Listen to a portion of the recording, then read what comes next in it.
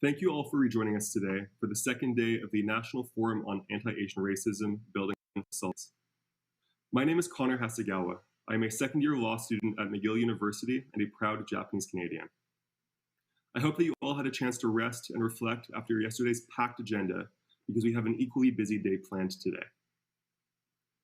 I am speaking to you today from the city of Montreal, known as Tiohtià:ke in Kaneohe.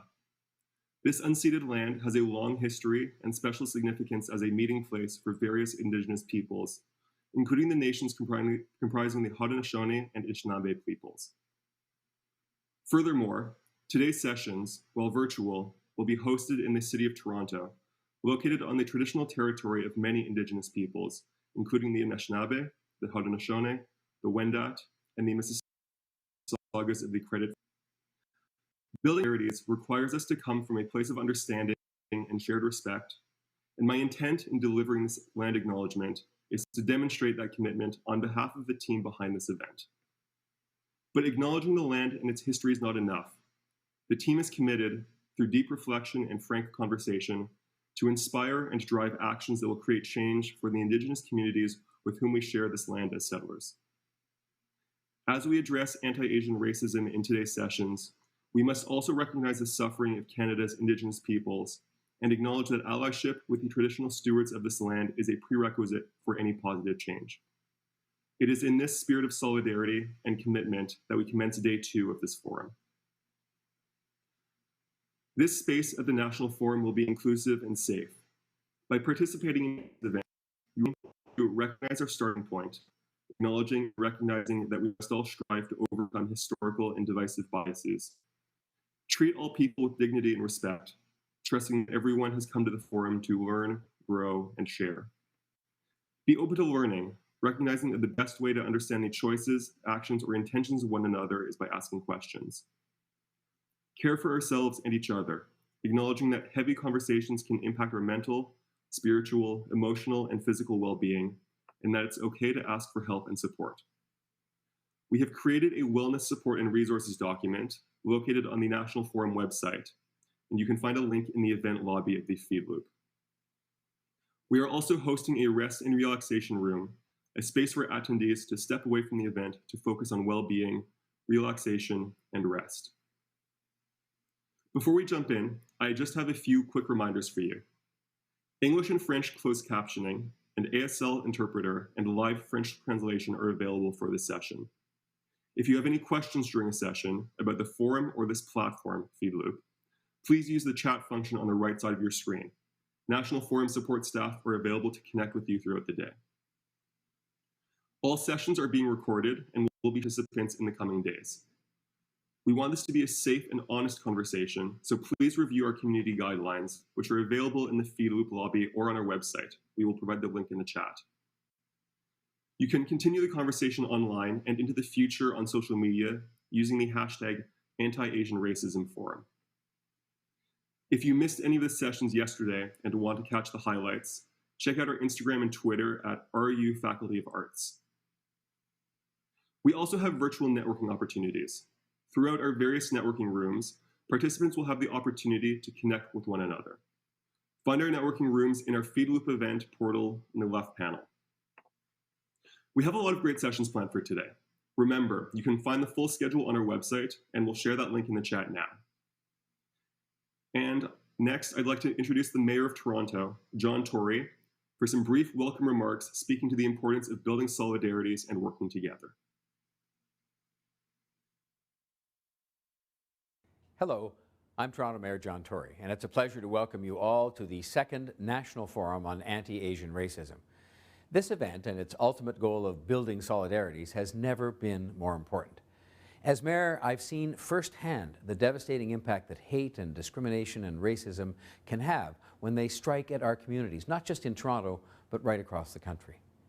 The national dialogue taking place at this forum and its focus on addressing racism in higher education is critical to creating a more equitable future for everyone. We know that universities can play a big role in having those conversations.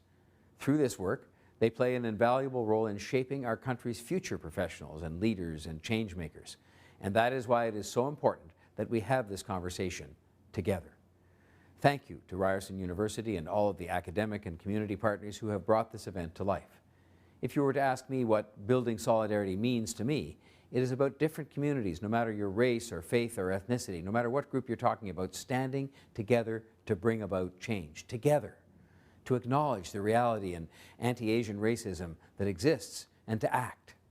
It's about collaboration and collective ambition. And in that same spirit of collaboration, I hope that the leaders in the community and in government will listen and learn from these conversations and commit to being part of the solution.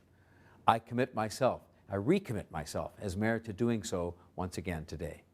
The post-secondary sector has always been a great partner to government, leveraging the depth and the strength of their institutions to bring about change. Ryerson University is a great example of that, working closely with the City of Toronto to develop an action plan to combat anti-Asian racism. I look forward to hearing your recommendations for ways that we can continue to work together in solidarity. Thank you.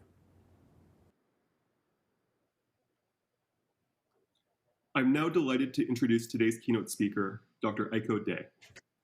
Dr. Day is the Elizabeth C. Small Associate Professor of English and Chair of Gender Studies and the Program in Critical Social Thought at Mount Holyoke College. She is also a faculty advisor in the 5-college Asian Pacific American Studies program. Her research focuses on Asian North American literature and visual culture, settler colonialism and racial capitalism, Marxist theory, and queer of color critique. She is also the author of Alien Capital, Asian Racialization and the Logic of Settler Colonial Capitalism, and she co-edits the book series Critical Race, Indigeneity, and Relationality.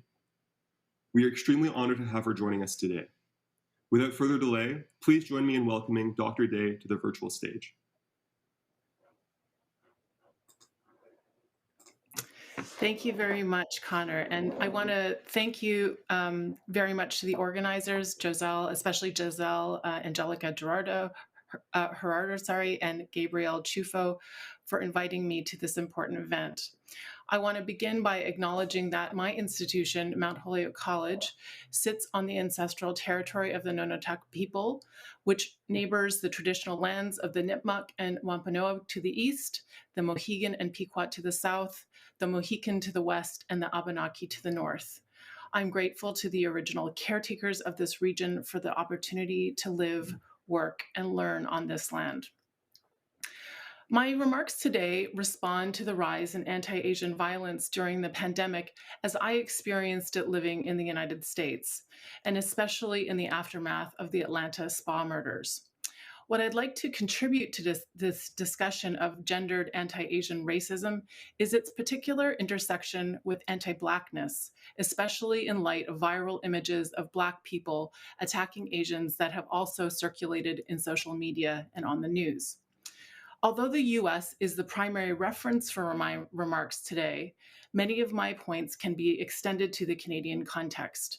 Indeed, the Canadian government has reported that more anti-Asian racist incidents have been filed in Canada than in the United States, to the extent that Vancouver has been dubbed the anti-Asian hate crime capital of North America. #StopAsianHate has become a rallying cry in response to the surge in anti-Asian racism and violence since the beginning of the pandemic, from random, brutal attacks on the elderly to a white gunman's murder of 6 Asian women, as well as 2 others in Atlanta in March. As incidents of anti-Asian violence have accumulated alongside a continuous stream of viral videos of police officers killing Black people, there has been a tendency to collapse all forms of anti-Asian and anti-Black racial violence into an amorphous framework of white supremacy. At the same time, videos of Black men attacking Asians have undercut the universality of the white supremacy narrative, instead reinforcing stereotypes of Black criminal aggression while promoting the exceptional vulnerability of Asian Americans to racist violence. Such generalizations about white supremacy or the aberrational quality of anti-Asian violence risk obfuscating the structures of racial disposability embedded in racial capitalism. So by contextualizing anti-Asian racism within the longer arc of capitalist development, I argue that understanding the racial discontinuities are as important as the continuities for determining our collective response. Therefore, my purpose in this talk is to clarify the specificity of Asian racialization as it exists on a settler colonial terrain of anti-Blackness. Rather than create an equivalence between anti-Asian and anti-Black racisms, I underscore the asymmetries of racial difference that coalesce to reproduce the inequality and scarcity that capitalism requires. The racial ontology of Asianness is marked by an unusual abstraction, eliciting a reactionary form of dehumanization that is based less on ideas of biological inferiority than on a menacing foreignness. In the mid-19th century, Chinese migrants arrived in the US during a period of heightened social unrest surrounding the abolition of slavery. Caught between pro-slavery and free labor debates, Chinese coolies, neither free nor enslaved, were pulled into a classificatory paradox. Explaining this contradiction, Moon Ho Jung notes that coolies were viewed as both a natural advancement from chattel slavery and a means to maintain slavery's worst features. Chinese migrants thus became associated less with their status as free or enslaved workers than with their mode of labor efficiency, whose excess could threaten the normativity of white labor within the settler colonial capitalist system. In other words, the humanity of Chinese migrants was reduced to an economic functionality based on labor efficiency, identified not with a qualitative substance of their bodies, but with the quantitative rate of their labor. So between the poles of freedom and slavery, this form of racialized plasticity was constituted on the fixed ground of Black unfreedom. The aberrant productivity of Chinese labor eventually took on a perverse character in the settler colonial imagination, symbolized by degeneracy, disease, and vice that endangered the white settler nation. The source of Chinese perversity was, of course, the bachelor home, a space whose nonconformity to white heteropatriarchal norms was seen as constitutive of Chinese labor efficiency. As homosocial spaces not bounded by relations of normative kinship or procreation, the costs of Chinese social reproduction were lower than those of the white nuclear family, where the male breadwinner assumed the social reproduction costs of his wife and children. The deviancy of the Chinese domestic sphere was thus threatened both the value of labor and the stability of the heteropatriarchal home. So the fungible character of Chinese labor held a degenerative power, establishing the foundation on which Asians more broadly have ever since been associated with a destructive value regime. Chinese migrants were depicted as both pestilent rats and rat eaters, a threatening swarm of contagion and cultural depravity, always lurking unseen in the background. The foreign peril that Asians have come to represent is largely a covert one, akin to the invisible enemy that Trump invoked constantly at his press briefings to characterize COVID-19.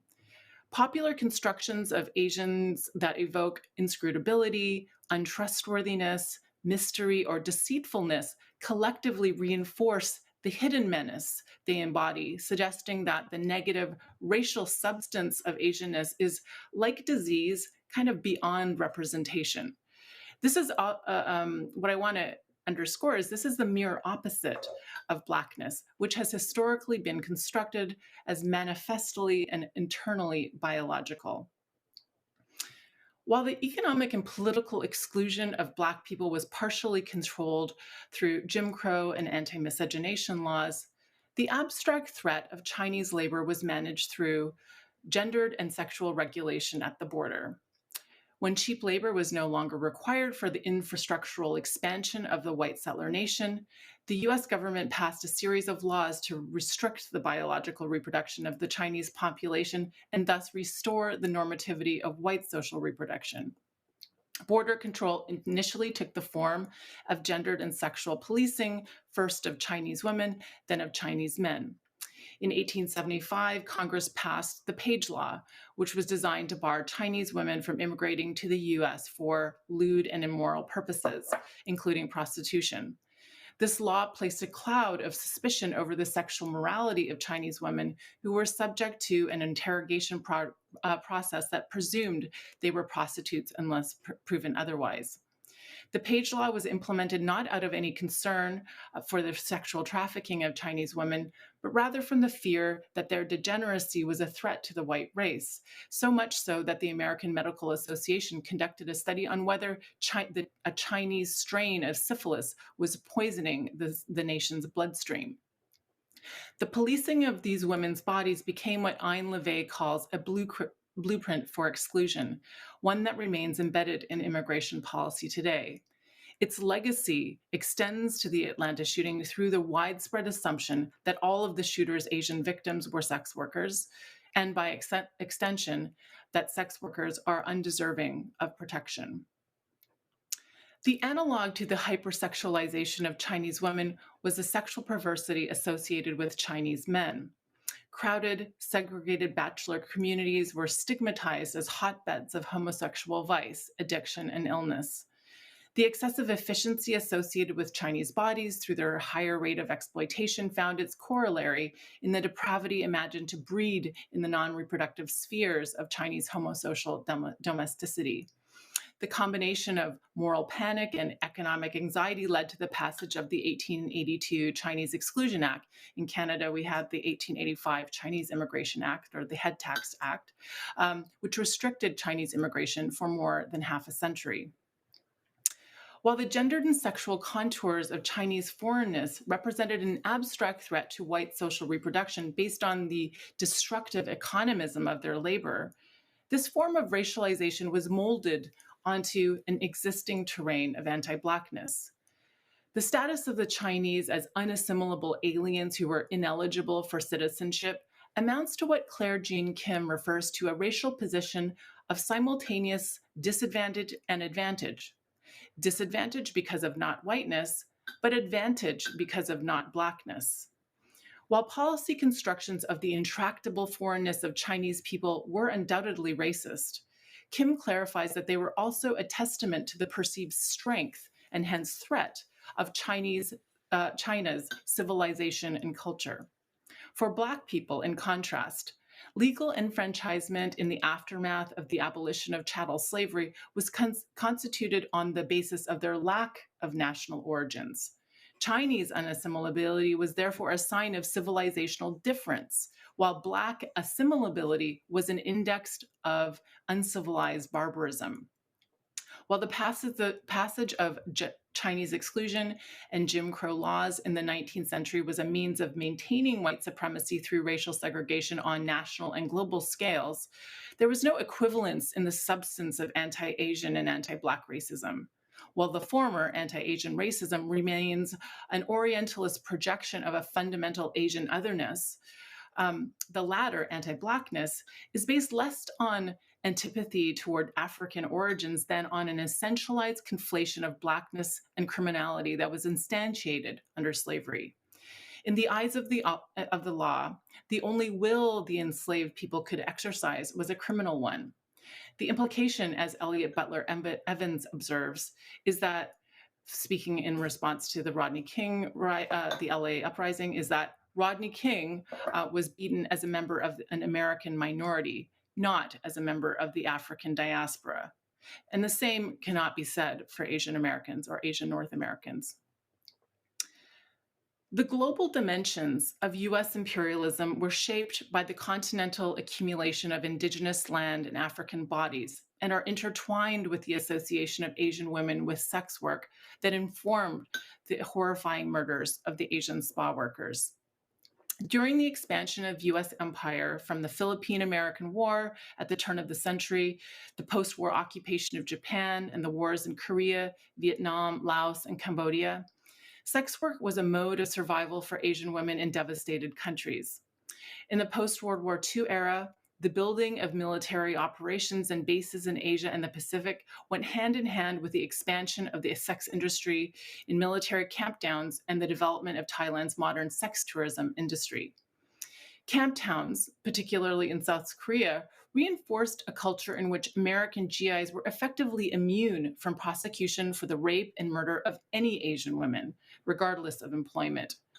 This culture of violence has steadily been transplanted to southern US bases, where camptown massage parlors and spas were reconstituted through brokered marriages between GIs and camptown madams after troop reductions in South Korea impacted the military sex economy.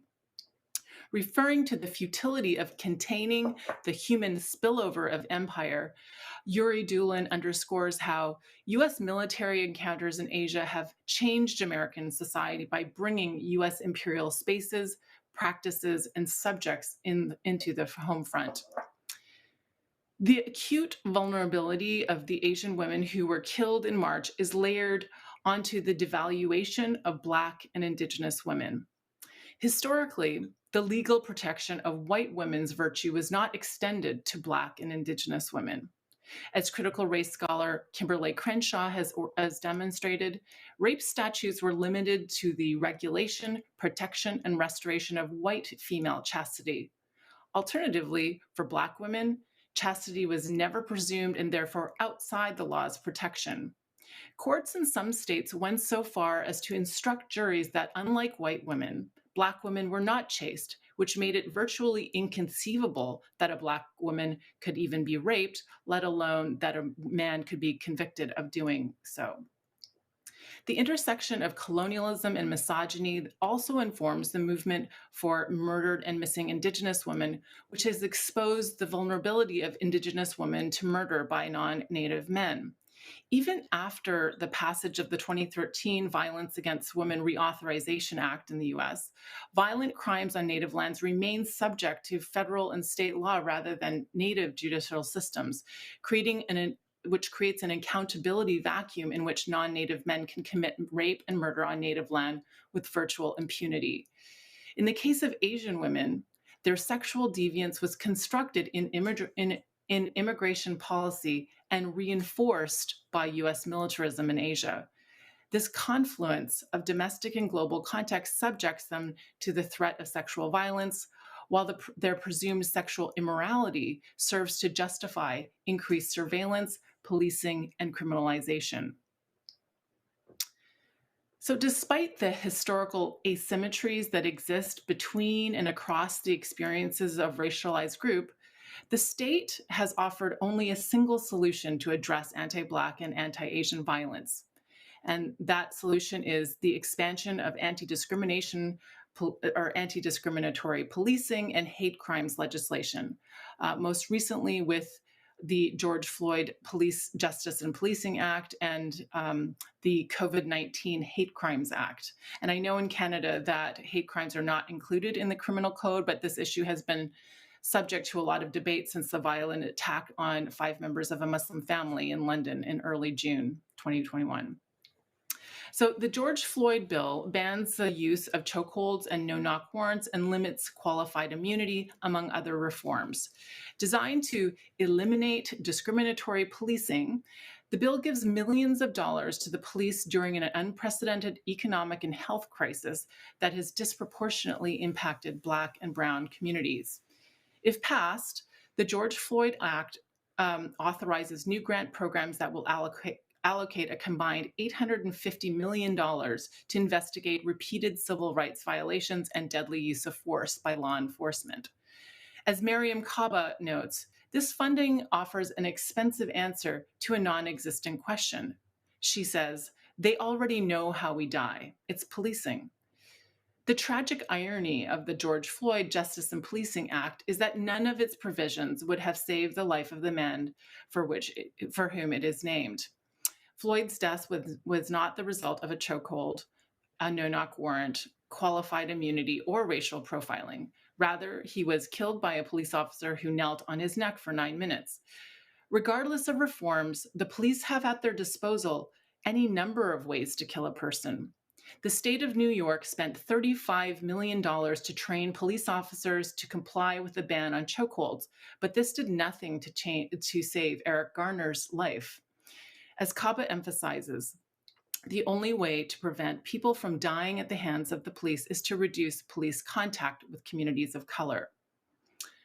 Like the George Floyd Act, the COVID-19 Hate Crimes Act will allocate funding to expand reporting and data collection by the Department of Justice, adding to existing hate crimes legislation that includes sentencing enhancements. Just as the police reform bill would not have protected George Floyd, the COVID-19 Hate Crimes Act does not increase the safety of Asian women who work in stigmatized industries. The bill largely disregards the public statements of Asian American community leaders and organizations, including Asian Americans Advancing Justice Atlanta and the grassroots migrant sex worker coalitions Red Canary Song and Butterfly, which is here in Canada, which have opposed additional policing. They have advocated instead for the legalization of sex work as the most effective means of increasing safety for migrant women employed in these industries, whether they are engaged in sex work or not. What calls for more policing and more surveillance failed to acknowledge is that massage parlors are already surveilled, criminalized, and targeted by immigration raids. It is precisely in these contexts in which police departments double as border enforcement that migrant workers become powerless and hyper-exploitable. Anti-Asian racism isn't exceptional, nor was it initiated by the xenophobic ravings of the former US president. It is deeply embedded in the colonial anti-Black foundations of our racial capitalist order. Since the 19th century, economic and social locations, particularly for white men, have presented ideal conditions for the growth of a regressive form of romantic anti-capitalism, a staple of white settler ideology that has informed immigrant exclusion campaigns, the eugenics movement, and more recent eco-fascist mobilizations. And just to be clear, romantic anti-capitalism is not anti-capitalist. Rather, it is a regressive ideology based on a binary view of the social world. It's a profound misreading of capitalist modernity, and this is an ideology that promotes the violent patriarchal defense of the natural world, the natural white world, against the unnatural and abstract circuits of destructive capitalism. Under Nazi romantic anti-capitalist ideology, it was Jewish people who became the personification of this abstract evil. By comparison, in North America, Asians have personified a destructive value regime rooted in the excessive efficiency of their labor, whether in conflicts between capital and labor against the backdrop of Reconstruction in the US, or in fears over Japanese agricultural monopolies during the early 20th century, or in the evisceration of the North American auto industry by Japanese competition in the 1980s. In the current moment, the gendered economic and political dislocations resulting from a 40-year period of wage stagnation, the deterioration of white male breadwinning potential, and the steady decline of US global hegemony present the prime breeding ground for romantic anti-capitalism. Moreover, the passage of neoliberal immigration reforms in 1965 and 1967 in Canada that favored Asian immigrants from investor and managerial classes alongside the rise of Asian economies has further reinforced the identification of Asians with the speculative dynamism of finance capitalism. In this light, the Chinese virus might also refer to the abstract flows of capital that produce a toxic intersection of race, disease, and crisis.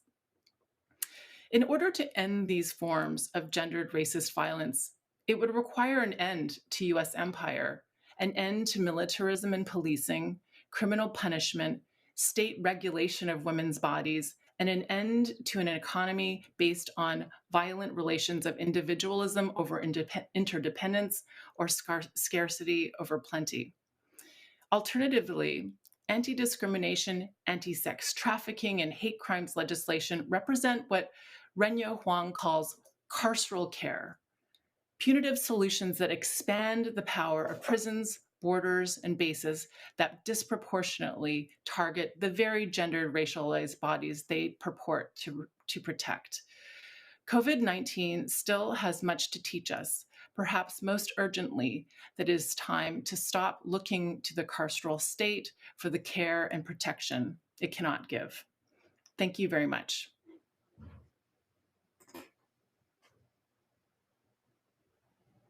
Thank you, Dr. Day, for those powerful remarks. It can be very frustrating to hear the extent to which racism has shaped the history of Canada and the United States and North America more broadly. But I hope that the conversations that we have throughout the rest of the day inspire hope and a need for positive change in the future.